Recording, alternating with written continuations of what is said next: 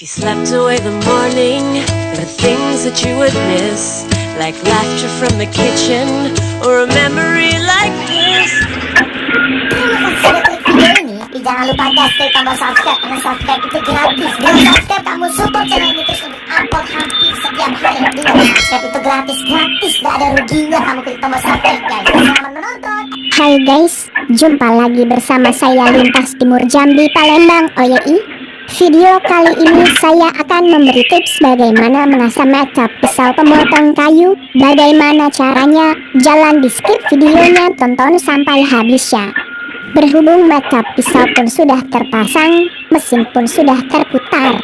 Singkat saja ya guys, mengasah pisau ini tidak boleh sembarang orang bisa. Hanya orang-orang yang terlatih lah yang bisa melakukan hal ini. Ada pengaturannya juga loh guys, biar tidak rompak pisaunya. Saya juga lupa berapa ukurannya, soalnya saya sudah lama tidak memegang alat ini. Saya memegang alat ini tahun 2016 sampai 2017 lagi. Saya masih bekerja di PT IV. Cairan air yang berwarna hijau pupus ini adalah cairan anti karat loh guys, biar tidak karat pisaunya.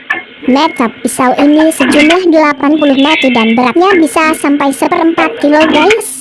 Pisau ini khusus untuk memotong kayu yang besar.